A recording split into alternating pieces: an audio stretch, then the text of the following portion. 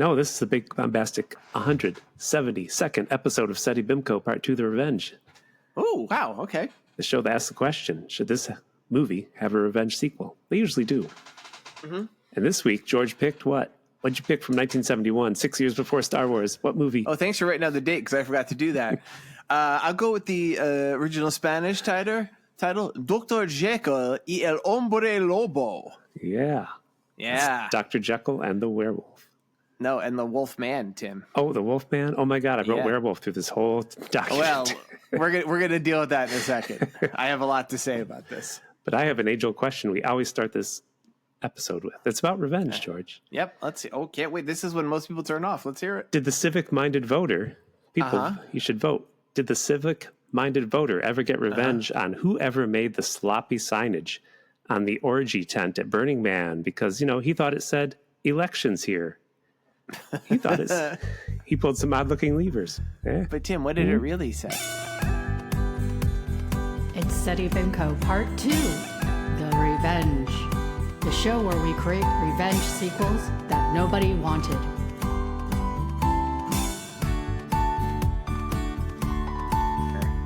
SETI BIMCO Part 2, The Revenge.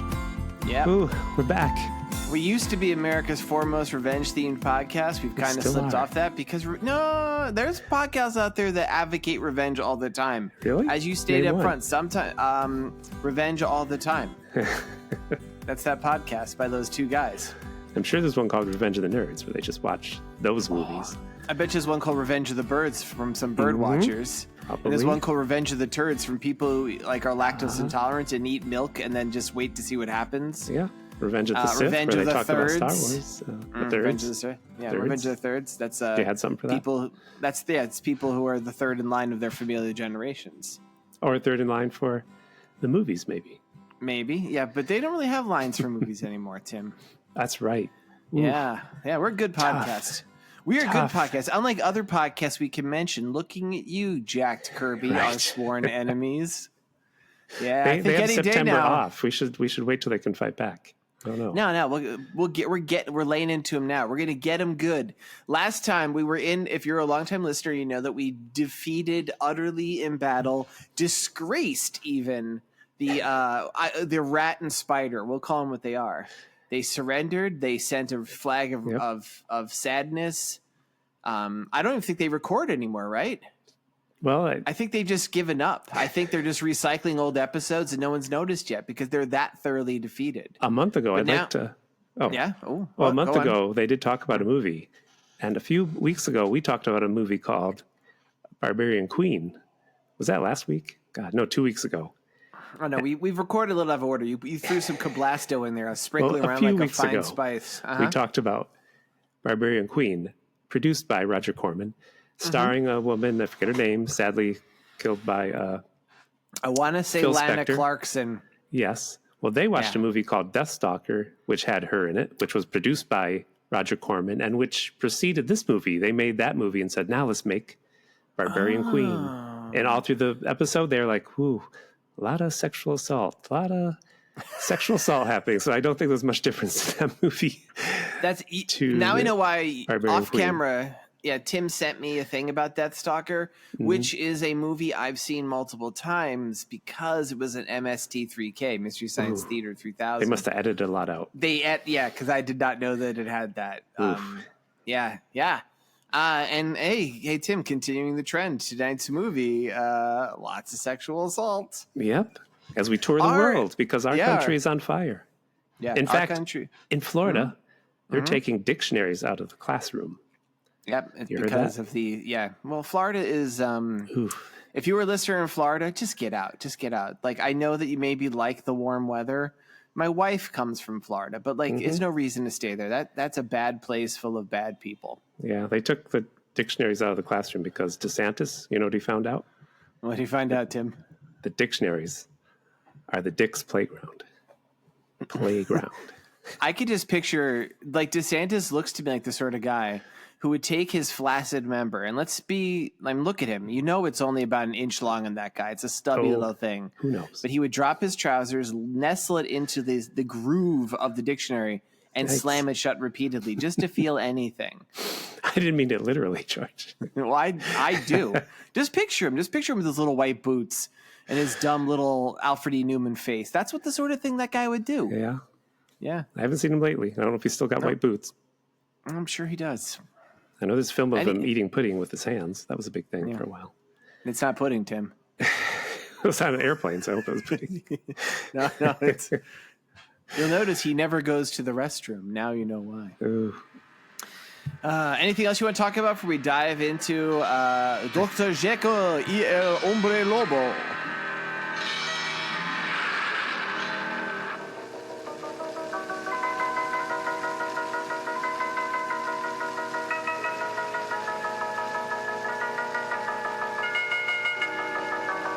Just that we're touring the world, and we can get to that. We're going to Spain.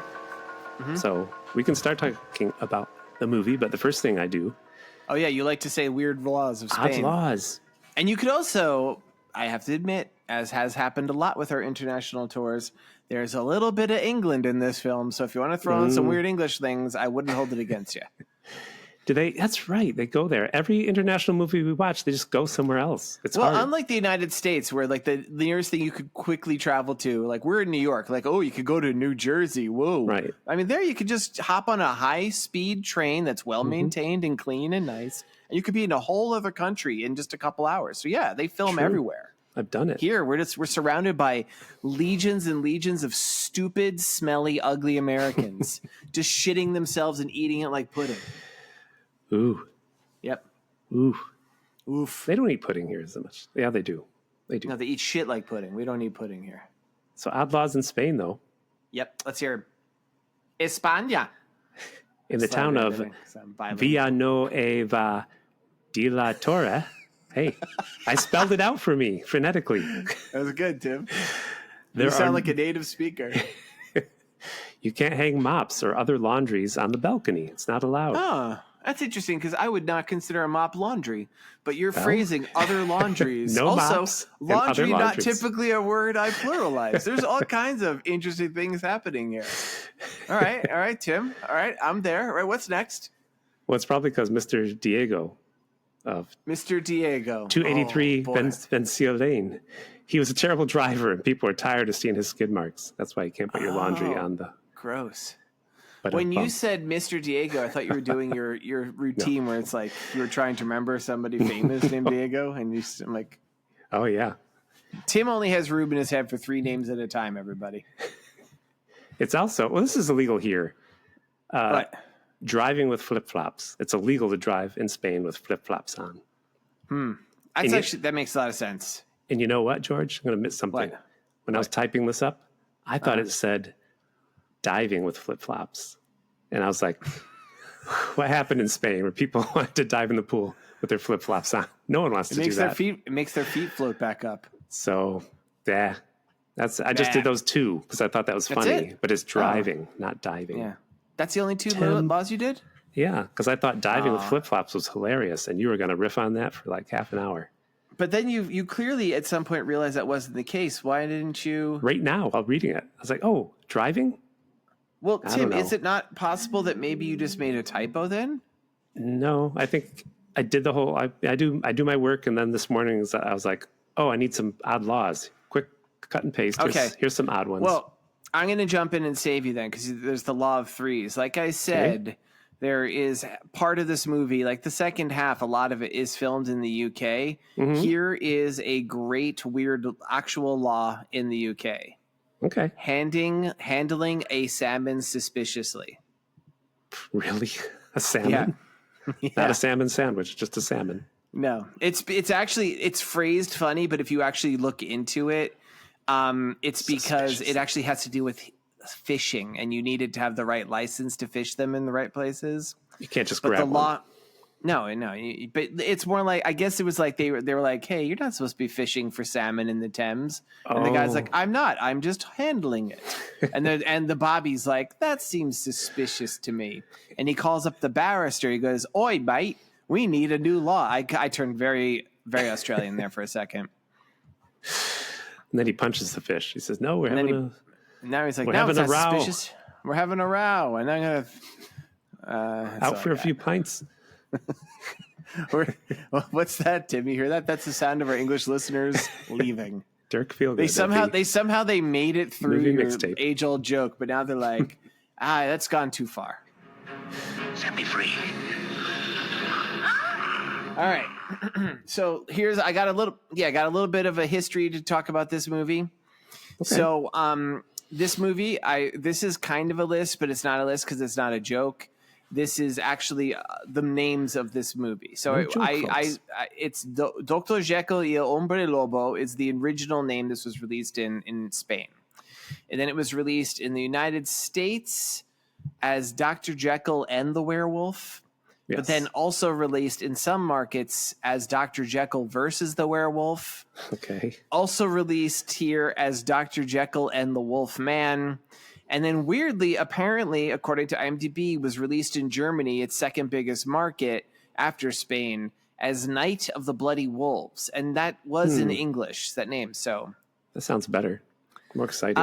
Well, except for there's no bloody wolves in this at all. In England, it's also said. You say in England it was released as that? No, Germany. Oh, okay. So Germany was a huge market for this. So this is the thing about these movies. This one was directed by a guy named Leon Klimovsky, who occasional co-host Kevin Kablasto may know because he directed some spaghetti westerns. Oh. But this is the fifth or perhaps sixth film about the usually Polish werewolf named Waldemar Daniński, starring former Spanish weightlifter Paul Naschy, or as he is actually, his real name is Jacinto I think I was his name wrong, Molino Alvarez. He was a weightlifter. Yeah, he participated in the Olympics. That's why he looks so. I thought he was stuffing his shirt sometimes. Yeah, no, he's built like he looks like he's only about 5 foot tall, but he's thick. He's like the Thing from the Fantastic Four. So we actually, if you were a longtime listener of SETI BIMCO, shortly after I first joined this podcast, when we still had John Kelly as a third co-host, I was just only doing werewolf movies because I love werewolf movies. And I found a movie, we did it, and I think we called it Werewolf and the Yeti. Yep. Now, mostly werewolf, which 1 minute of minutes, Yeti at the end. At 5 minutes from the end too. It's like really sneaking in under the wire. Now, it's funny. Like this movie, it's debated if this is the fifth or sixth film he did about this guy. It's a weird series in that there's always this werewolf. He's normally from Poland, and this movie is from Hungary, named Waldemar Daniński. But each of these movies seems to be its own complete continuity because he seems to always die at the end. Spoilers. This is my first list, Tim. Isn't this Transylvania, by the way? They talk about at the beginning. They're going to Transylvania. They say specifically going to Hungary, and then like a lady says, Transylvania, I heard it's so I guess because Transylvania is part of... I guess so. Transylvania literally means through the woods, right? Like that's what it means. So I think it's part of Hungary. It's not a country anymore. I'm speaking a little bit out my ass here, but I know that it means through the woods. Your first list. This is the first list. And again, just like that one I did up front, this one is not actually a joke. These are the 12 films that's right. in this series, and it's contested. The first one is La Marca del Hombre Lobo, the mark of the Wolfman, written by Paul Naschy. He writes all of these, I think, except for the last one, or maybe the second to last. Let's do last two. It's a big hit. Then there is the second one is called Las Noches del Hombre Lobo. Now, this is a contested film.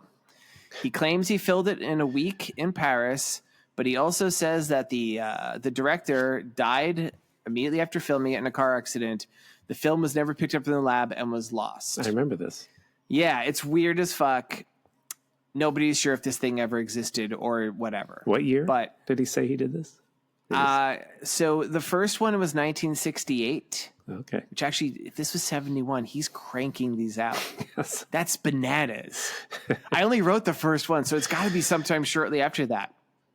And before movie 4, because movie 4 is alleged to be a remake of this. Movie 3 is Los Monstruos del Terror, the terror monsters. Number 4, La Furia del Hombre Lobo, the fury of the wolf man. That's the one that is possibly Las Noches del whatever. Number 5, La Noche de Valpurgis. This one is notable in that it's got the same director as the movie we watched tonight, Leon Klimovsky. It's also apparently his biggest hit. Makes him a huge star. Oh, right? We should watch that one sometime. We should. Yeah. I kind of landed this one a little bit randomly. I wish I had found like La Marca de Hombre Lobo to work its way through this in order, but I just grabbed what was on Tubi at the time. Number 6 is the one we watched tonight, Dr. Jekyll and El Hombre Lobo. Number 7 is El Retorno del Walpurgis. So I guess the Walpurgis Night returns. Number 8, La Malediction de la Bestia. That's the one that we watched as The Werewolf and the Yeti, the curse of the beast. Number 9, El Retorno del Hombre Homblo. Wait, I said that. El Retorno del Hombre Lobo, the return of the Wolfman. 10, La Bestia e la Spada Magica, the beast and the magic sword. Getting a little weird with the titles, yeah. Number 11, Licantropo, el assassino de la luna llena. Like a werewolf, the assassin of the full moon. And then number 12, Tomb of the Werewolf, which is the only one that was in English. He never learned how to speak English. He apparently speaks all his lines phonetically. Wow. Yeah, good stuff, right? Why is he so obsessed with werewolves? Just because one made him famous? Tim, it's weird because then you read about this, and I didn't write this down. There's 4 other movies where he plays this werewolf, but they're like cameos. And then there's like at least 6 other movies where he plays a werewolf in. Wow, something's going on there. That guy had I mean, he's not alive anymore. He died in 2009. Oof. One of his last films, he did like a movie in 2005 where he plays again this same werewolf guy, Voldemort, whatever. It's a remake of Dr. Moreau, though. Oh, huh. Yeah. I have to check that out. Yeah, it's something called like the Beast of the Amazon or something. We should do a month of like Paul Naschy, aka Jacinto Moliano. Okay. Just like nothing but werewolf movies. Yeah. Good list. Hilarious. Yeah, thanks. Yeah, it's not funny. I just think this shit's interesting to me. Now, Tim, before we get into the movie, I have to ask you, which version did you see? Because as I alluded, when I chose this, it was available on Tubi. Yep, you Tubi. watched it the day before me. I watched it last night. It was taken off Tubi in the interim. But I found a version on a site called Fossum. It was an hour, 11 minutes. Yours says an hour, 12 minutes. No, you sent me the YouTube version. The version I saw was an hour and a half. Whoa. Let me read you this. 'Cause this is off of IMDb. And it's written in a typically pervy fashion by the sort of person who writes at IMDb. There are a few different cuts/versions of this film available. A severely cut 72-minute version, that's the one you must have seen, that first appeared on a Family Value dollar disc and now on the Pure Terror multi-disc set. There is also a Spanish DVD release has English subtitles. This one looks terrific, but lacks the 4 nude scenes found in the English dubbed export version. Oh, see. And then there's another one. Now, did the version you see have nude scenes? No.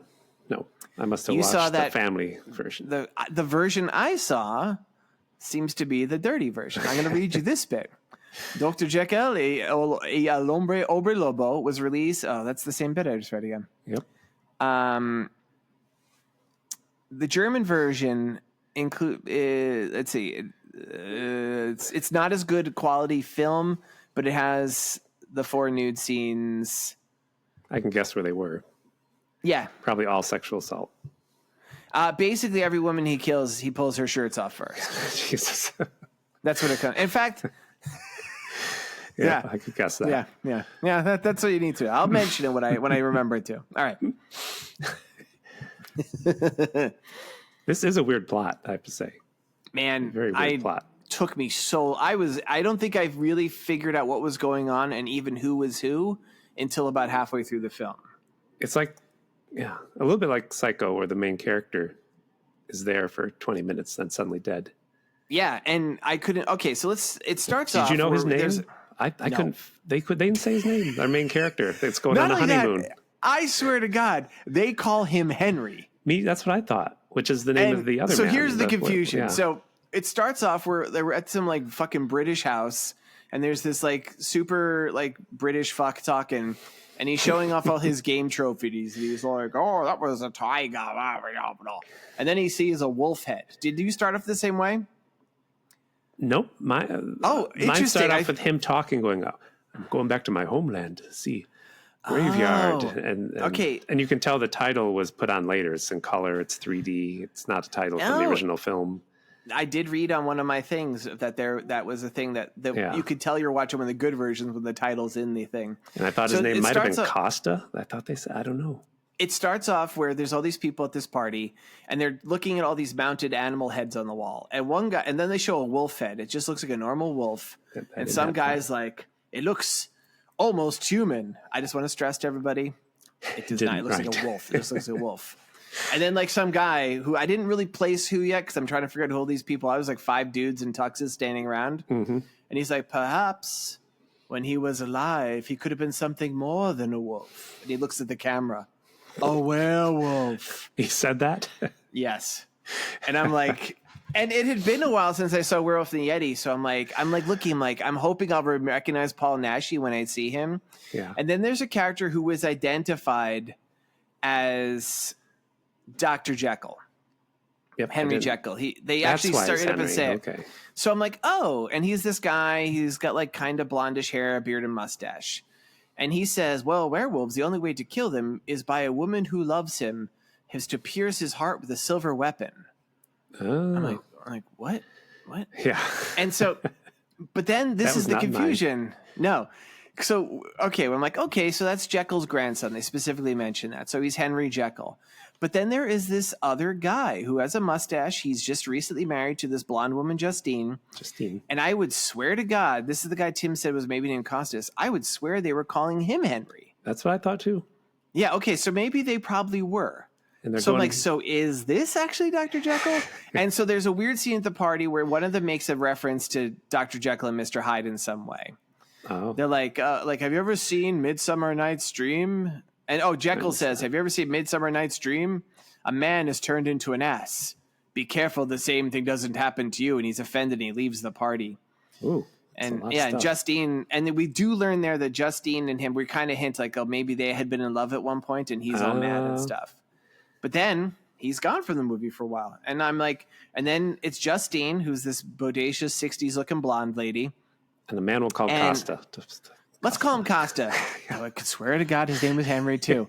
And he's like an older guy with a mustache. Smoking and I'm a like pipe. smoking a pipe a lot. He's like, I would say, he looks like he's 70, but this is the 60s. He's probably 50s. And I'm like, oh, I guess that's actually Jekyll. Mm-hmm. And they're going to Transylvania for their honeymoon, he says in my version. Is that what you get? He gets, I actually wrote it down pretty directly. He goes, in all my life, I've never looked forward to anything as much as this trip to the place I was born, Hungary. I want to visit my parents' graves and stuff. And I'm writing, is this Naschy? I guess this is Naschy. Who was that other guy? Is this Jekyll? Because I think he's Jekyll at this point. Oh, I have a list to myself, a list of things to do in Hungary, and I forgot to write it, but I have 2 of them. 2 things to do? 2. I only have 2. Why'd you make 2 lists to the same thing? No, I only had 2 things on my list. I don't have the rule go 3, ahead. so I'm hoping you'll help. All right, number we'll make 1. up the third. Get a Hungary man dinner. Oh, that was mine. I was gonna say that. All right, and number 2, go to the theater and see Hungary Glenn Ross. Good one. You can't finish that. Let's do one together. What's a third thing to do in Hungary? Be like a wolf. Be hungry like a wolf. Okay. Oh, okay. There's a great line here. A lady at the party goes, well, pack a cross and a few heads of garlic. I understand there are thousands of vampires in that corner of the world. Then this weird statue of a devil falls on the ground and the party ends. Because the wind blows it open, yeah. I know, but it's like weird. Yes. And that's the end of the party. And the next thing, because this movie is bad at transitions and editing, and let's be honest, a lot of things. It's just, we just have a shot of the guy who we thought was Henry Jekyll, but we're going to call Costa, and Justine driving in Hungary. A fancy car. In a car, yeah, it's a fancy car. We never see them fly, or I mean, I get they couldn't. No, you couldn't have driven from England. Maybe he knocked her out. She's like, where are we? There's nothing around here. Where are we going? her being knocked down and abducted would make sense given Right. what happens to her throughout the rest of this movie. This is a hard movie for Justine. It is. They stop off. Takes I it in don't know stride. why in these ruins. Well, the car, it looks like the car it looks breaks like down, this. remember? It's like, No, damn I car. didn't actually. That didn't happen in yours? He opens up the hood. It might have. It looks like the ruins that we see in the movie in previous Eddie Bamco movie, Ratman. Yeah, because she walks around while he's trying to fix the car. Yeah, she sees like She this finds an old hermit guy. building. Yeah, Yep. freaks out. Homeless guy. who just Voldemort try- yells at him like a dog, but it's not Voldemort. It's not Henry. It's just some other guy. Oh, he throws rocks at him. Her husband, Yeah, he Justine's does. husband. He's just a homeless guy. He just He's throws yelling, rocks at him. Get out! And the guy's like, Poor guy. I don't know how. And you know what, Tim? I wrote this down because at this point I have no idea what's going on in this movie. Why is that included? We never know. He's brought up It's a just lot. nothing. It's just nothing. He's brought up later in my version, but nothing to do with the He plot. is the homeless guy. Yes. What The do they say about him? innkeeper says, there's a man lives up there. He used to have friends, but now his friends throw rocks at him and he's all deformed. That's all. It's just, you didn't get that part? They just mention him. We see him in the castle later. He lives in the castle. Is that the same guy? Yeah, he's in the castle. Justine sees him in the castle. There is a deformed guy in the castle. I didn't understand That's that him. either. He's like, oh, Okay. All right. don't throw rocks at me. All right. So Then they go to Then an inn. they're- That's yeah, and by go to an inn, they're suddenly in an inn. There's no sense. it's one of those jarring. creepy innkeepers. It's like, don't go up to that castle. Bad things are up there. There's He specifically says a monster in the castle. criminals and worse. Yeah, and he says it would be so awful if something bad happened to your beautiful wife. I'm like, oh, fucking creep. So of course, the next scene. Well, wait, George. Just- he says oh, there's. He says there's robbers and worse around these parts. So I have a list of the worst things that are around those parts than robbers. Good, let's hear it, Tim.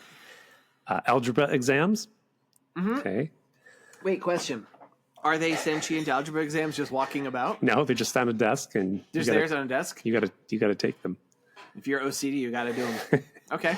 There's a man with sound recordings of various steam train whistles who wants to play all these recordings for you. Wait, you're in Hungary? Yeah, in Hungary. There's steam trains in Hungary. Yeah, I know. Well, Tim, we all know you're a train aficionado. All the members of Led Zeppelin looking for a castle to masturbate in. That's also. That's probably a reference to somebody specific from Led Zeppelin's history. Yeah, well, they liked castles, and if you ever read They liked their book, masturbating. they did that too. Only them. No other band masturbated in a castle. So Did they masturbate together, or did they each find their own separate keep both. in the castle? Both. Both. Wow. Sometimes it was a contest. Like Jimmy Page looks over Robert Plant, is like, good stroke and roll bit. Yeah, that's what he said. John Paul Jones is like, well, I don't know. That's enough. All right, go on. That's it. 3. All right, 3. Okay. Now we find out why Justine's husband is here. They go to a cemetery that they're not supposed to go to. It's a bad cemetery, an old cemetery, and his family. Well, he had said in my version that he was going to see his parents' graves. Okay, because when he gets there with Justine's like, "Why are we here? Why are we at a graveyard?" And he has to Justine explain is- it to her. Well, she's probably got issues. I think We so. know this is a bad cemetery because this is where his parents are buried. There's 3 human skulls just sitting on the surface. I'm like, really? and then he tells what the story. happens. Oh, okay. Yeah. Oh, you got it? Let's hear what it was in your version because maybe they weren't the same. Well, the wife asks how they died, and he says someone broke into the house and hacked them to bits. And he was 7 years old, and he was not home at the time. That's what he said. And they never found the people that did this. Never found the murderers. Hacked them to bits with an axe. Yep. I'm listening and I'm like, oh, because at this point I still haven't realized he's not either Henry Jekyll or the werewolf. Yeah. I'm like, oh, he became a werewolf and killed them, or the guy that killed him didn't use an axe, was a werewolf, and he's going to become a werewolf. None of that amounts to anything. Nope. Just creepy This stuff. has nothing to do with anything. It's just like he got murdered, his parents got murdered, and he got sent to England. Well, this was made in 1971, George. So this could have been, think about it. He's just making a reference to Manson because it's like, hey, this stuff's going on. I'm going to stick it Everybody in the movie. knows, Charles Manson They had definitely was in Hungary. No, I mean, it happened. Hacked a family to death. Oh, Not- okay. not a Oh, lit- you're going to say You're not saying it was Charles Manson. You're saying that's in the zeitgeist. It was in the time. zeitgeist. I should use Paul that word. Naschy took a break from furiously typing this out to like look at the newspaper. That's it. Because he wrote it. Did I mention that he wrote this movie? Oh, okay. Yeah, he wrote all of them. Didn't he write all of them? Yeah, except for the last few. Man. All right. Yep. Fever dream. Yep. Yeah. Well, that's why there's so many topless ladies, and at least the version I saw, he's like, and then he pulls his shirt off. And suddenly people are robbing his car. Man, this is funny. And he attacks. Well, he goes to save his car. Yeah, it's like three guys are just going through the car. It's like, hey, they're stealing my car. And Justine's like, wait, don't go. And I'm expecting him to wolf out and or hide out. But no, he just gets stabbed to death. I'm like, wait, what? Yep. And then these three goons, I write cartoonishly advance on Justine. Oh, yeah. Yeah, but in my version, they attack her and open her shirt up. I figured. Yep. And then Mr. Naschy shows up, right? Yep. And then I recognize, I'm like, oh shit, there's the werewolf. Then who the fuck have we been watching this whole movie? He brutally murders them. He throws a rock on one guy's head. Up close gore, he smashes one guy's head, squeezes another guy to death, and I'm not really sure how the third guy dies. Maybe he gets away. I think he got away because later at the end, I think that man is saying what happened. That's why they get all angry. Okay. It's not clear. And then Justine is, she's passed out from, the guys attacking her, and she kind of wakes up briefly and sees Paul Naschy. She faints a lot. Yeah, she does. She has she hasn't eaten. She doesn't remember when she gets there. I presume she just keeps passing out. He carries her into the castle. Then she wakes up in this darkness, and she's walking around holding this candelabra. Yep. And she gets to the edge of a landing in this castle, and she sees her dead husband laid out. On the dinner table, seems like. It seems like on the dinner table, yeah.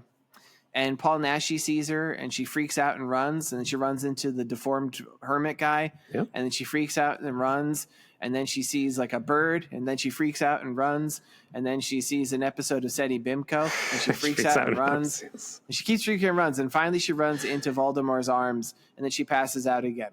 Yep. We see the deformed guy burying a body, I guess. Oh, that wasn't in my bit. Oh, really? I guess they buried her husband. They're like, we'll bury him here. I guess so. Yeah, You're free to do so. Yeah.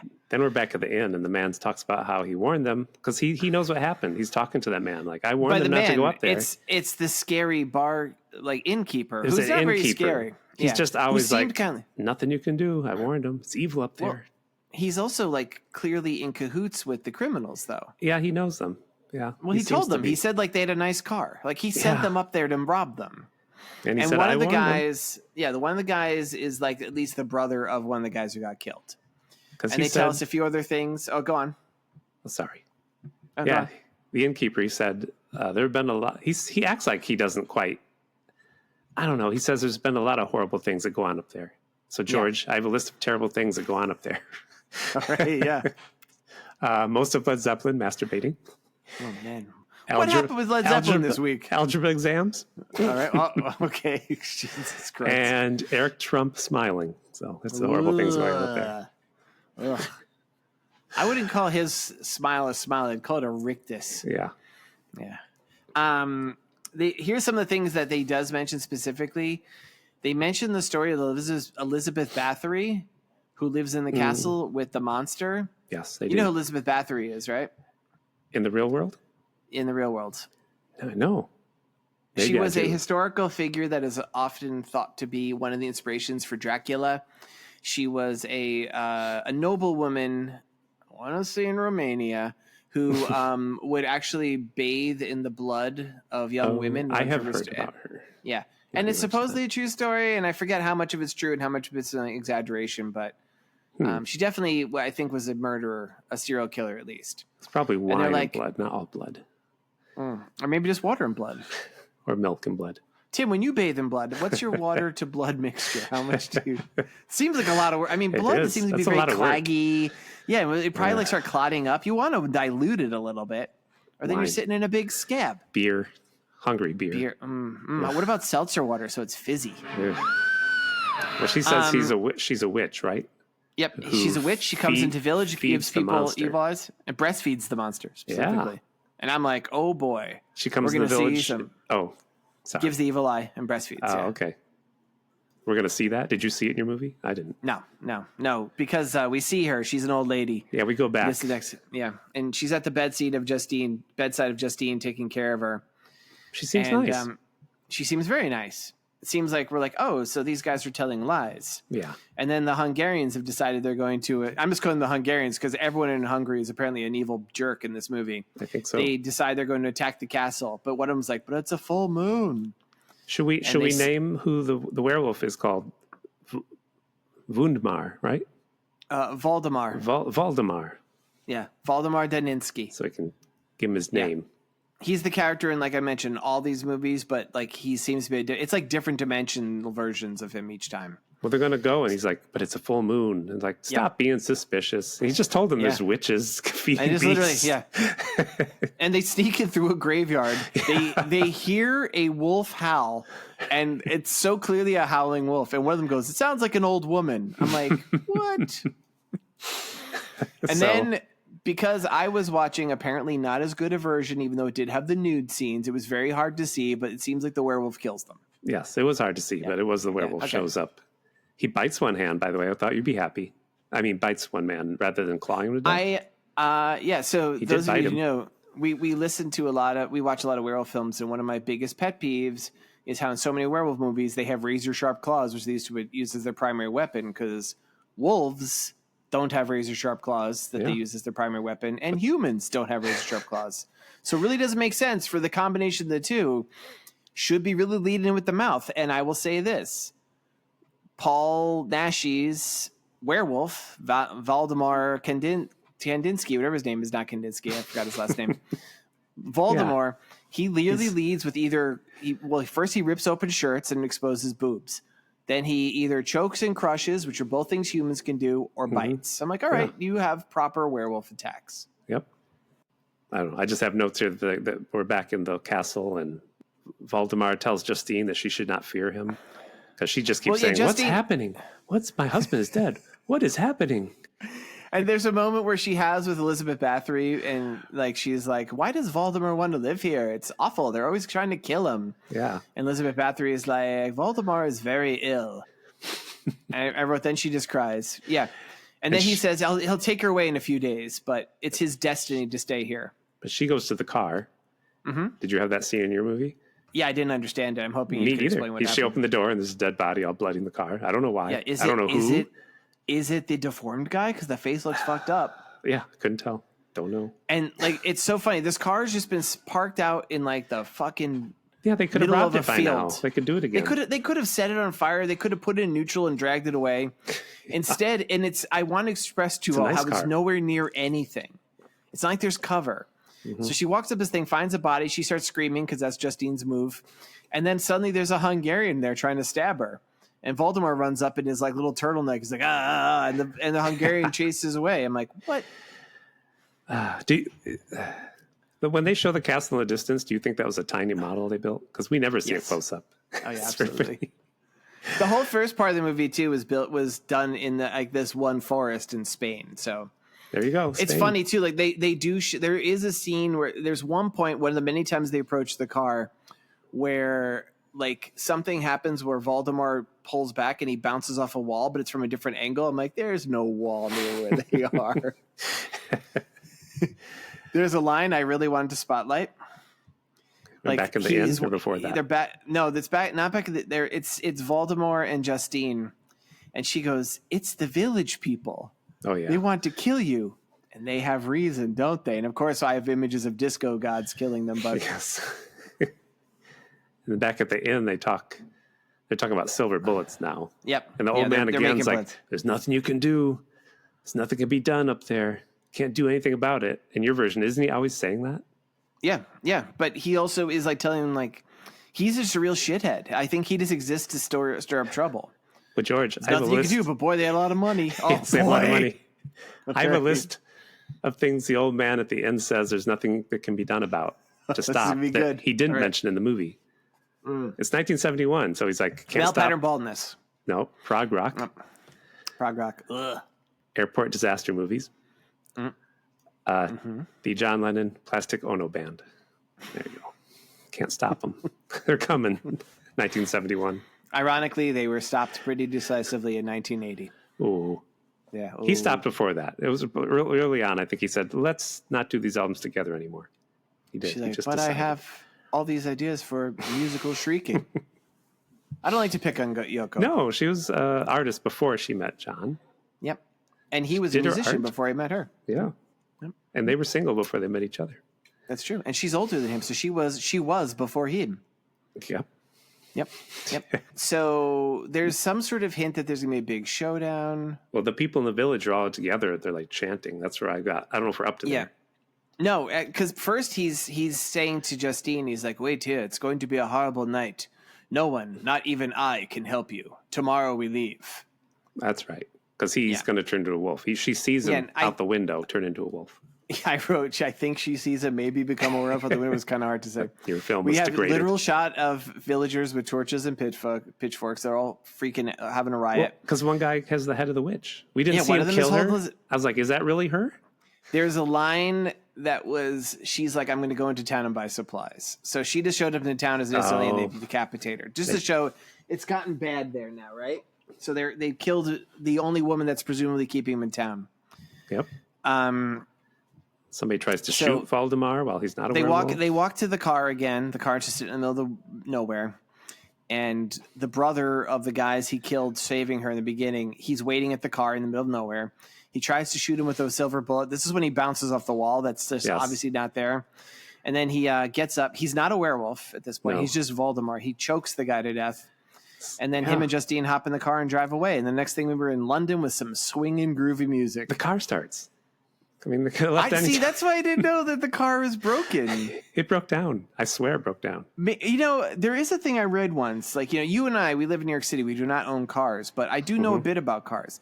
I know if you leave a decomposed corpse of an ugly person in a car, it fixes smells. Everything wrong with it. Oh, yeah. Also so smells. I guess that's what happened. It also smells bad. Smells bad. Jazzy music. You're right. They're driving around London. Nice shots of London. Yeah, 60s London. They wanted to see the Beatles, but they found out, they just broke up. Sorry. Like, oh, shit. You're 1 year too late. And we then immediately, because there's like no transitions in the scene, Justine is talking to Henry Jekyll, who we have identified again. And finally, at this point in the movie, I'm like, okay, so I finally understand. Yes, me too. Clearly, I know who Voldemort is because he's the werewolf.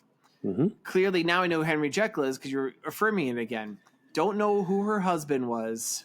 Nope. But it turns out Henry Jekyll was Justine's ex before she was married to her husband. And she tells him all the shit. He's like, he's a werewolf. We got to fix him. And Jekyll's like, well, this is the most outlandish story I've ever heard, but maybe it's not. And I should also mention at this point, we don't know how much time has passed, but recently widowed Justine is now in love with Voldemort. She kisses him. Yeah, it's like her husband got killed, and then like she spends what seems to be a matter of days in Hungary with a guy who rescued her from a mob of sexual assaulters, but now she's in love with this guy. Like this woman needs a break, needs some help. Yep. And so Jekyll hints to his hot nurse, her name is Sandra, that he has a way that'll fix him. But I'm going to get into that a little bit later when they get into it more. They kind of tell us twice. You can tell she also likes him.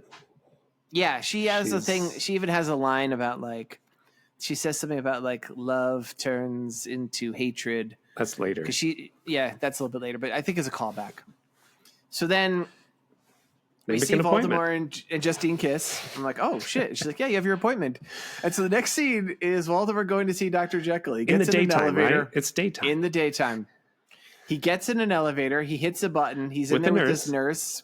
Not the nurse, a different nurse. Just a nurse. I thought it was the same nurse, too. One of those tiny European elevators, George. They scare me. Oh, we listened to previous episodes of Bimco to hear Tim's nightmarish thoughts on tiny European elevators. Your wedding. I was excited for you about elevators. Like, elevators are a long-running Study Bimco theme. It's big in this movie. He hits the buttons. Nothing happens. He goes, Literally, next scene is just these three 70s-looking fucks saying, they've been trapped in that elevator for more than 2 hours now. And the doctor's like, where are they? They didn't show up. Dr. Jekyll, like, I can't understand why he hasn't come. And he's like, perhaps, and the nurse is like, Perhaps this creature only exists in your friend's imagination. It's like a sitcom. Now, it is definitely daytime when we see it. And like this whole scene, it's not played out for any sort of suspense or length. No. Suddenly we see just a fucking moon up. And then hilariously, Voldemort turns into a werewolf in the elevator. There's people outside the elevator listening. He must have been trapped in there for like 8 hours. There's people working on it in the basement. Seems like they're working on the controls. There's people working in the basement, and they just are about to fix it. And you hear, "Rah, rah," and there's people outside like, what? Now, in my version, Tim, he ripped his shirt off, right? Rips her shirt off and bites her boobs. Oh no! Well, it doesn't. It bites her in the middle of the chest, but like you see, it's like bloody boobs. Does it for someone? Not this guy, though, folks. Then, because they were like seconds away from freeing her, the elevator comes into place, opens up. He jumps out. He's like, "Rah, rah," and he runs away. Then he attacks another woman on the street. Yeah. London rampage. Tears open her shirt, kills her. Yep, didn't do that in my I want to version, admit he's just wearing like a nice suit. Like I don't think the budget allowed them to tear up his clothes. So he's just wearing a suit the whole time, and he's just got like he's a wolf man, not a werewolf, we should say. Werewolves become wolves, or at least have snouts, right? He's just What a predicament.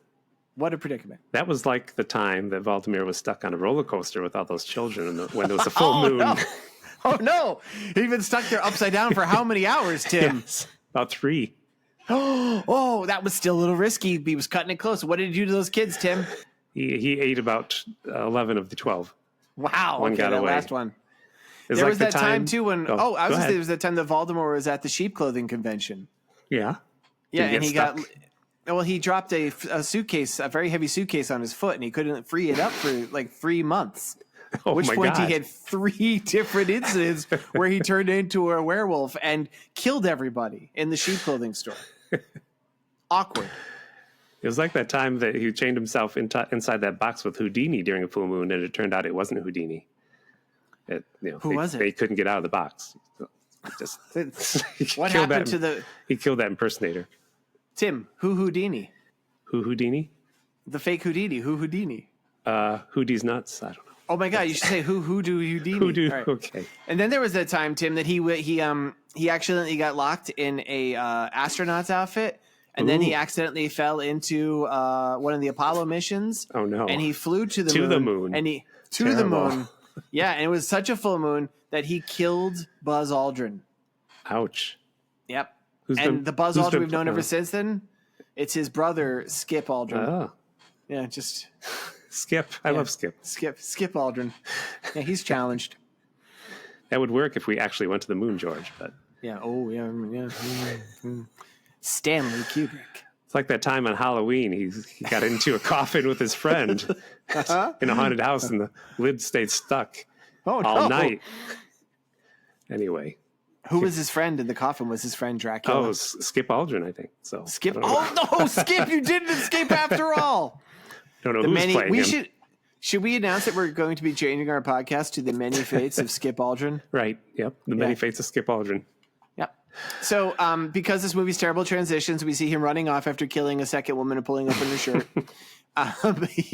Next thing we know, he's just having a meeting with Jekyll and Justine. Yeah, they're just like, I hope the police don't find out. We'll be in trouble. I'm like, why do we even have this scene where he was like, why do we even build up the idea like he was skipping the meeting? Shouldn't there have been a scene where he's like, you're not serious about wanting help? Right. Nope, all that happens off camera.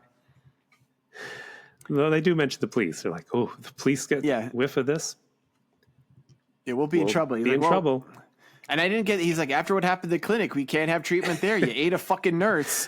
And he's like, I'll treat you and I guess it's Justine's house has a secret passageway, so they treat it there. It's a strange house. Don't know why this was necessary. It's very weird. It's a house with a big attic. It's like a mad scientist thing. I'm like, what? I'm like, oh, is she somebody? Is she Dr. Jekyll? Like, why not have Dr. Jekyll's house be the one with the mad scientist thing? Because, anyway. So he's like, do you want to explain their plan? Because I don't know if I understood it. Okay, this is great. I wrote to cure the werewolf. I love this. He goes, and he's like, doctor, can you cure me? And this is Jekyll's fucking insane idea. He's like, all right, so my grandfather invented this formula that brought out the evil side of your personality. It made Mr. Hyde, right? Mm-hmm. I'm going to inject you with the Hyde formula before a full moon.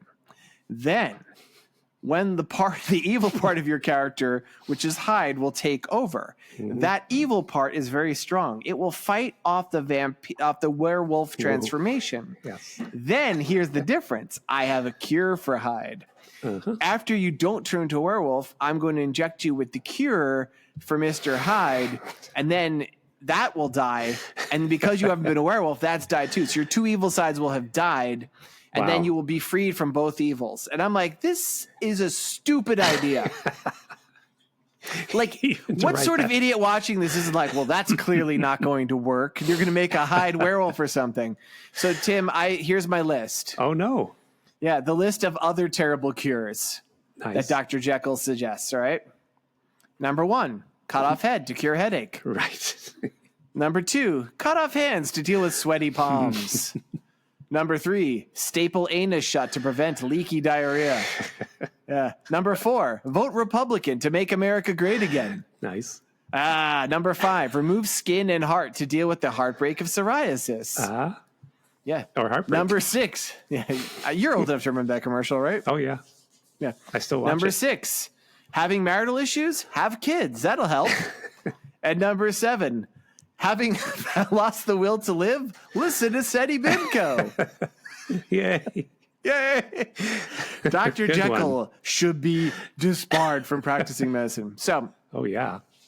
while this happens, while he tells his absolutely moronic idea on how to cure werewolfism, the evil nurse comes in, Sandra, and she's just shittily reading aloud headlines about wolf killings. Right. Like, yeah, it's just like, I'm like, why But is she she being such an also awful person? has a plan like, we shouldn't cure him. We could use him to control people's minds. I'm like, really? Yeah. I don't know what that means either. Well, yeah, there's a scene. I don't know why the scene's there. There's a scene where he's tied to a table. He becomes a werewolf. They take his blood and they confirm, yep, he's a werewolf. They say a bunch of Wolfman gobbledygook like, yeah, he's got lichen cells in his nose receptor. It's all bullshit. All bullshit. But he's like, now I can definitely cure you. And that's the evil nurse is like, but why do you want to cure him? With that knowledge, we could control the world. I'm like, yeah, because nothing is easy to control like a bunch of fucking Hyde werewolves. Now, apparently it's a month later. That's Voldemort right. Gotta wait for another. No scenes at all in between. No. Nope. Just Voldemort is on the table again. And there's a really funny, I said it's like a stop motion moon. It's just, we see the moon. It looks all glitchy and weird. I don't know what was up with that. Yeah, it's weird. And he's getting the Hyde injection. And he becomes Mr. Hyde. Yep. And boy, should we describe this Mr. Hyde? I liked him better than the werewolf. It's pretty good, right? Yeah. Like Voldemort does a good job. He's got like His really face big looked irises. Yeah. He's got like male pattern baldness all of a sudden. And he talks like this. He goes, set me free. I got to be free. Set me free. It's like Batman. Blood is boiling. You hear me? Boiling. And he is like Batman. And he's all strapped in, so they can't do anything. They're watching him for a few seconds. He's like, my blood's boiling, boiling. And the Dr. Jekyll's like, well, equilibrium's over. Voldemort's Hyde. And then he's overtaken the werewolf, and he injects him with the cure. And he turns back to Voldemort. Yeah, okay. Yeah. And it's just like, oh, it actually worked. No, because Sandra, the evil nurse, stabs Jekyll from behind and says, I told you before. The deepest love can turn to the deepest hatred. And then she takes another dose of Hyde serum and injects it into Voldemort. Yep. So he's... And again, no transition. Just next scene, he's running around London dressed like Victorian Hyde, right? He's got the hat and the cloak. I didn't have any transition. She let him go. No, okay, you missed a big scene. And this makes sense. An extensive nude scene. She frees him immediately, and Justine is up in her room brushing her hair, and Voldemort Hyde comes in and pulls her clothes off, and the evil nurse is in the doorway watching, and then he takes her into because she doesn't like her. She actually says, it's your fault I had to kill Dr. Jekyll because he was still in love with you and I loved him. Okay. And they tie her up topless in the attic, and they take turns bullwhipping her. Really? Yeah, wow, and it goes on for a very long time. Yeah, it's also weird too because first it's the nurse whipping her, and she's got like all lines across her face and across her boobs. And then Hyde, she goes, "Here, Hyde, you try," and he's like, "Oh," and he takes like the whip and is like playing with her nipples. I'm like, why are we seeing this? Jesus, because you didn't watch the short version that I watched. I watched the weird version. And the nurse is yelling, "Suffer, suffer, you damn bitch. You took Henry from me. It's your fault he's dead." And I wrote down, man, this movie sure has a healthy attitude towards women. So and then she says, take her to her bedroom. She's not to die yet. I have other plans. Then he takes off. Yeah. Because does it explain why he's suddenly dressed like Victorian Dr. Jekyll with the top hat and the cloak? Well, he still doesn't do that, Tim, because more? Then they're plotting, evil nurse and Hyde, and he's like, why am I listening to you? And he pulls off her clothes, and he whips the evil nurse. Oh, no. Wow. I can almost think you're making this up. No, Tim. If you want, I'm sure if you type in nude scenes, yes. Dr. Jekyll y Hombre Lobo, you'll see it. And he whips her in there. And then finally, he said, I think he had a funny line, but I didn't write it. First, did you have this scene? Justine gets woken up by Dr. Jekyll, who turns out is alive. No. Woken up by Dr. Jekyll. No, I do have a little scene that Dr. Jekyll is alive and she's trying to help him, and then he dies. Yeah. Right? That's what I saw. Okay. Well, I guess there's a scene between this. Like, this is, he helps her because she's like in the bedroom trapped. He frees her. And then we see Hyde walk around London. He goes to like this casino. He meets a sex worker. Well, first of all, why is he dressed like Victorian Jekyll? Where did he get that costume? I don't know. He sees a guy who asks for a cigarette light. Did you see that part? Tim, you must have the sex worker scene cut because you know what he does? Well, he shoved him in the water. He shoves before that, he goes to a casino. He meets a sex worker. He apparently has sex there because they're laying in bed there, or he's dressed up. Okay. And then he kills her. And then a drunk asks him for a light, and he pushes him into the Thames, where apparently he drowns. He's like, "Help! Hey, buddy, you got a light? Oh, I can't swim." Wow, Tim, there was so much stuff missing. This movie was hard to follow with these scenes. You must have been lost without a fucking map during this whole part. Well, it's just that he ran off and terrorized people. That was he does go to a disco club. I assume you saw that. That's after, yeah. Okay, so now in my version, which we'll go with my version because mine's got a little bit more stuff in it. It also ties into my story. What about the disco club? It's not disco. I'm going to get to that. Yeah. Dance club. Yeah. He wants to groove to the groovy sounds. Let me get to my stuff first. Okay. Let me get to my. You just want to mention your prog rock. I just want to mention Yes. The prog rock. Was Yes around in 71, Tim? I think so, as a type of band. I looked it up. I looked up my stuff. Okay. Yeah. Justine and Jekyll are talking, and he's like, Sandra tried to kill me. And she's like, how can we stop her? And he's like, there's only one possibility. The Hyde drug will wear off. If Hyde doesn't apply more, he'll become weaker, and the werewolf will take over. He will die, but his soul will be free. So they run, and they sneak, and they hide away all the Hyde stuff. Wow, so much. Jekyll comes back, realizes that he's like, Jekyll isn't dead. Justine's free. So he kills Sandra, who I think is still topless, so you probably didn't see this part. No. He pushes her onto like a bed of it's like a bunch of nails or something. What? Yeah, it's not quite a bunch. It's like a weird thing, but he like pushes her and says like, "Okay." He goes, "Darn, it's really bad." Because the most thing he has some issues. The biggest thing I remember from Werewolf and the Yeti, if you remember, there's a torture scene where he like cuts the skin off the back of a woman and peels it off. Because I remember when John was here, John was like, that was unnecessary. I just remember.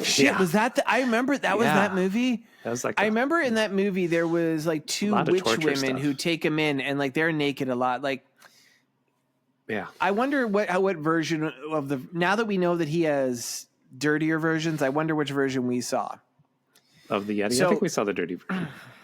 Maybe. Anyway, so he sees that they took the serum. He's like, "Damn, they took the serum. That means the world to me." So now he goes, but I can fight it off. I'm strong. Now he goes to the city. He goes to the disco where, Tim, did you have the woman dancing in the most spasmodic way I've ever seen in my life? Oh, yeah, I saw the dancing. Yes. What was going on with that woman? Was she okay? It was the end of the 60s, George. Man, the period of the end of the 60s before disco takes over was bleak. And they could have done something great with this because the werewolf starts to take over and they have a strobe light. And I thought, they're going to show him change. But he just is human in one shot and werewolf in the other. And I thought, you're going to use the strobe light to let him change slowly. But in my version, they didn't do that. No. No. Also, Hyde. Hyde looks like he. It's a good costume, but he looks like shit. But apparently, women love him. Oh yeah, she comes back. He's talking when he's to a human. woman in a bar, and she's like talking. She's like, okay, hold on, I have to go talk to my friends for a second. And Hyde starts to slip. The lights flash. You expect this to be a cool scene and become the werewolf. No, he just becomes fucking Voldemort. Yeah. And she's like, hey, where's my friend? Like, who are you nerd? You fucking nerd. You don't have male pattern baldness and a weird nose and big eyes. Then he becomes the Wolfman, and everybody runs out freaking out. And then he's wandering the streets. Justine is digging up a box of silver bullets that Jekyll told her about. That's right. Jekyll told her where the gun was. Yep. Even though he had said specifically that this thing would make him die anyway, apparently that's not true. Is this the She has attic? to kill him. Do you know if this is some big empty attic? Nothing's up there. Yeah. No Christmas trees. No nothing. It might not. Well, this is the attic where all the torture and naked stuff happens, Tim. Come on. So maybe you just haven't seen it before. Still got to put your fake Christmas tree up there. Let's see. She gets her this bullets. I loved. So she digs at the box of silver bullets. The Wolfman comes in. He's wearing a completely different shirt than last time we saw him. Oh, I didn't notice that. But Now because he was dressed up as Hyde. Yes, that's and right. Now he's just wearing like a white turtleneck. I'm like, what happened? This werewolf knows how to change clothes. I wonder if there was another scene that got cut. Who knows? Maybe. He sees the gun looking at her and he bites her. And I'm like, God, she is really having a rough time in this movie. Like her first husband gets killed. She gets assaulted. She gets it. I mean, like so much shit happens to her. Like She gets assaulted, whipped, George. she She gets- gets peppered. Yeah.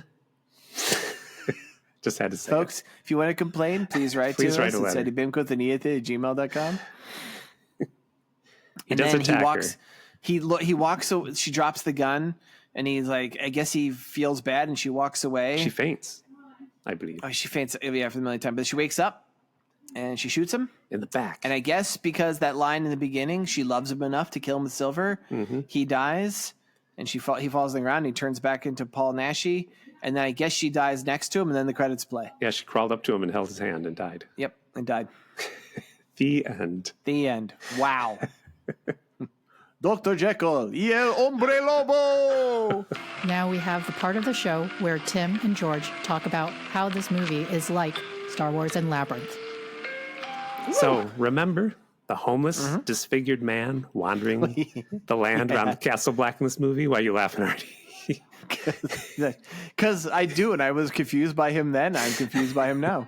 He's the guy whose former friends throw rocks at him now, supposedly. Well, he looked just like Dr. Cornelius Evanzan, is that his name? From the Mos Eisley Cantina in Star Wars. Oh, I notice thought you were that? saying Dr. Cornelius from Planet of the Apes, but No. he's saying Dr. Evazan from the. Evazan. That's the one. He goes, my friend doesn't like you. I don't like I you don't either. like you either. I have the death sentence in 12 systems. I'll be careful. You'll be dead. This little one's not worth the effort. It was pointed out to me that he's in a bar full of bounty hunters like Han Solo. Why is he shouting that he's wanted? Wait a second, Tim. Tim, that's an excellent question. Yes. Why? What is going on? First off, does that man seem like a doctor? No, he does I don't not. want to be judgmental, but if I'm going, I'm like, hey, I got to go see the doctor. I'm feeling, I got to get this mole looked at. And I go there and that guy's there. I'm like, Yeah. you know what? I just remembered I need to go to a different doctor, one who doesn't have the death sentence in 12 systems. Well, I know if you didn't watch the movie, you couldn't see the deformed man in this movie, but he looks like Dr. Evanzan. Evazan. Evazan. So anyway, how's this like Star Wars?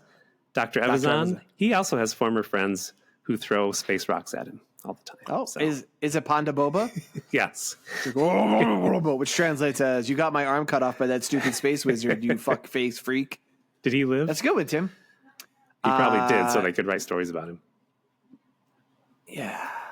If you don't know, I don't know. I know. I'm trying to remember if they're on a planet that blows up. I guess they're not, though. No, that's Alderaan, where Alderaan. Leia is from. Leia. You know, isn't it funny how in that movie, Leia's entire planet is blown up in front of her, and then later in the same movie, the hermit that Luke has known for about a day dies, and Leia is like comforting Luke on the Millennium Falcon as they fly up. I'm like, lady, fucking Luke, you knew him for an afternoon. Her entire family, everyone she ever knew, every place she ever knew has been vaporized. Also, she was tortured by Darth Vader. I think she had a worse day than you. Yep. Yep. All right, so I'm going to say how this is like Labyrinth. Like Ludo, Voldemar, smell bad. The end. All right. Ludo smelled bad? I mean, Voldemar? Yeah. No, Voldemar smelled bad? Yeah, come on. Look When at he him. died, He's like yeah. he smells bad all the time. He gets hairy. He's always wearing turtlenecks. We never once see him shower. They do the classic. He must love the classic movies. He did the classic face laying on the floor, turned into a werewolf.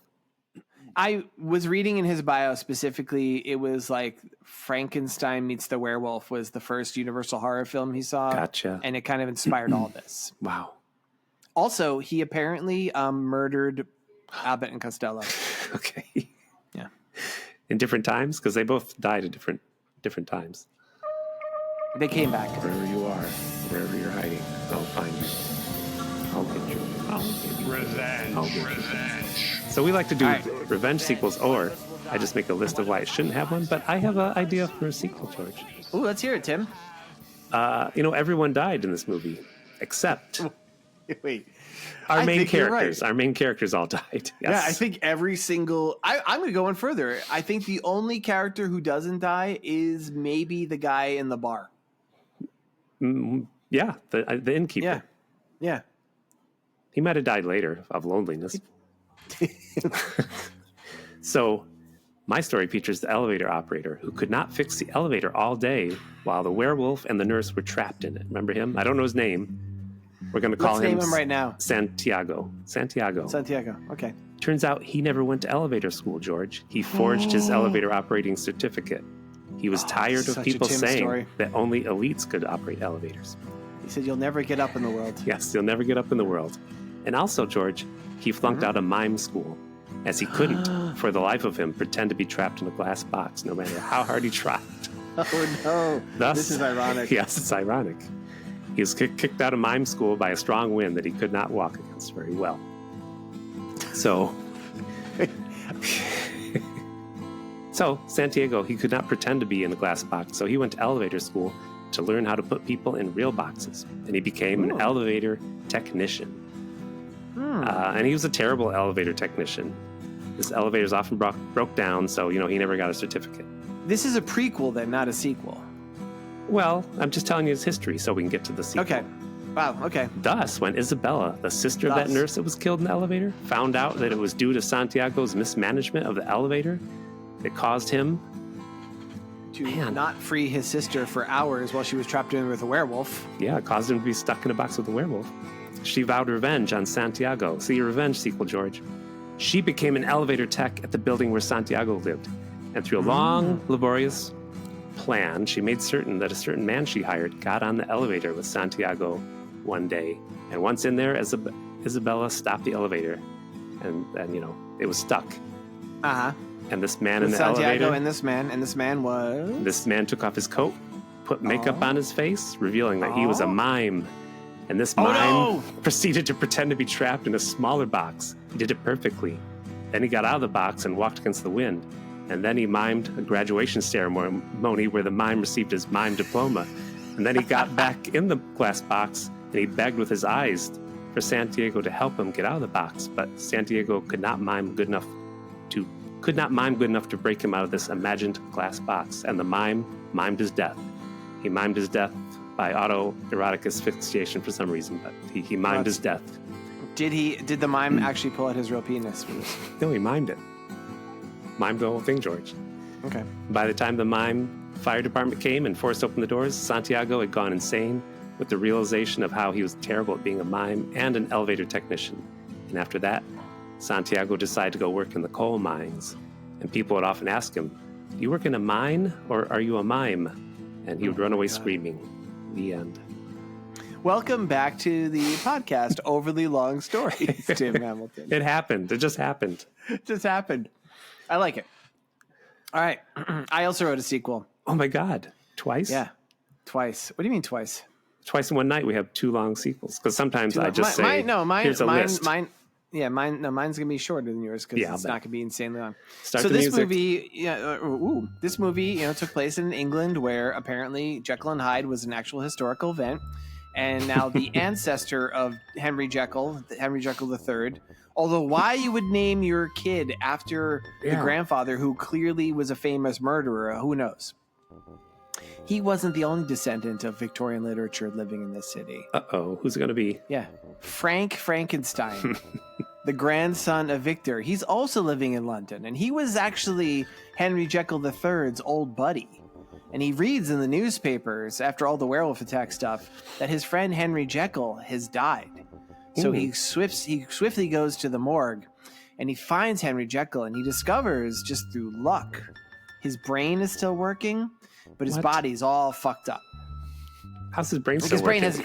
it's not working. It's salvageable. Does he do an X-ray and he sees the wheels turning and a little? Dude, he's Frank Frankenstein. He knows all his granddad's stuff. He knows how to take brains out of jars, even if they're labeled abnormal, and resurrect. So he's like, I can't use this body. He takes the body, puts it in a wood chipper. But he takes Henry Jekyll's brain, and he's like, I need to create a new body for him. Luckily, the morgue is filled with body parts. Nice. Because of all the people that died in that movie. All the people that died in this movie. So he collects body parts from Justine. She's there. But unfortunately, what we didn't realize before this, when she had been in Hungary, where there was thousands of vampires, she'd actually been bitten by Dracula. Wow. So, she just doesn't remember that. Well, it just kind of happened. There's a lot of important scenes that get left out. She couldn't remember it. She's like, where am I?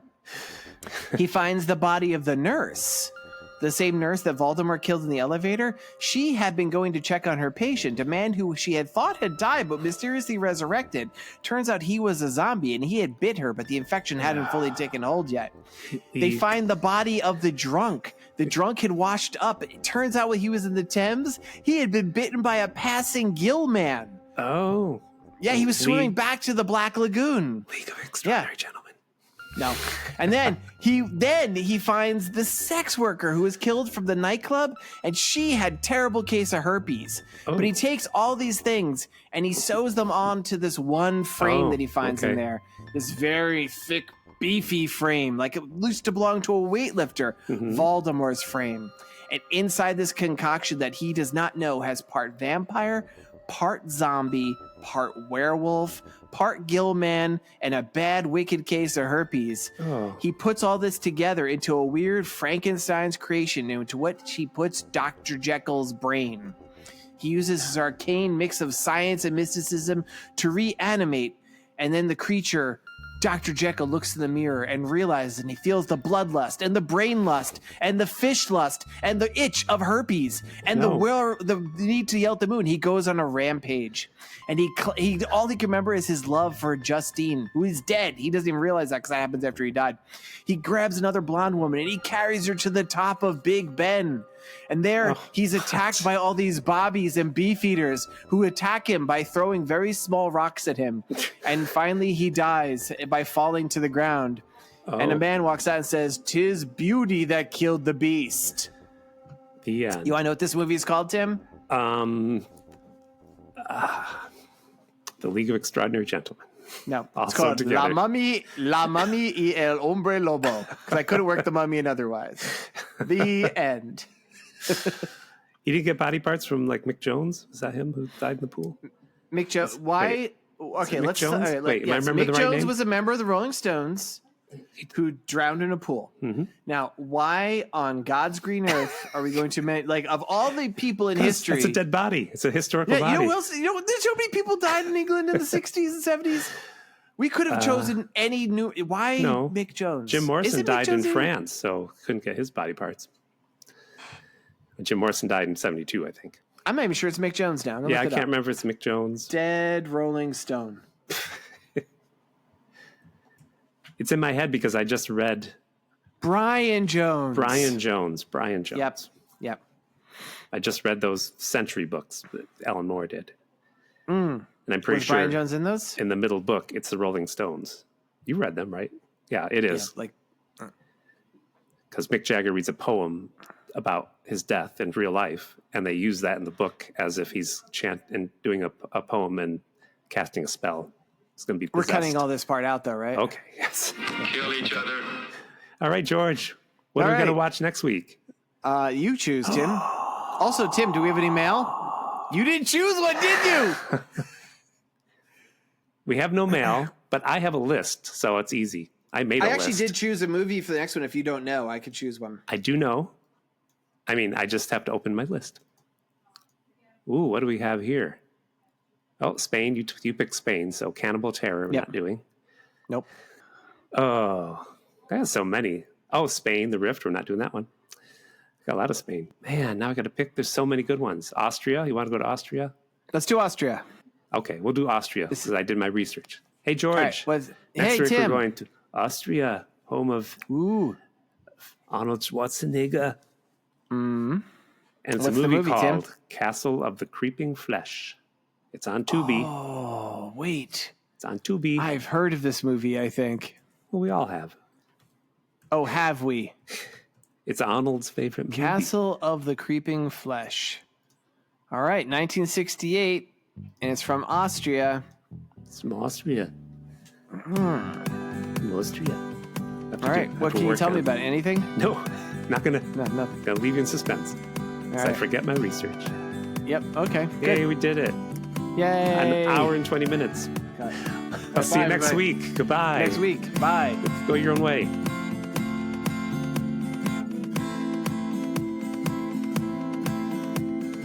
This has been a Pity Party Line production. It's a party line. Mick Jones is the founding guitarist of Foreigner. Wow.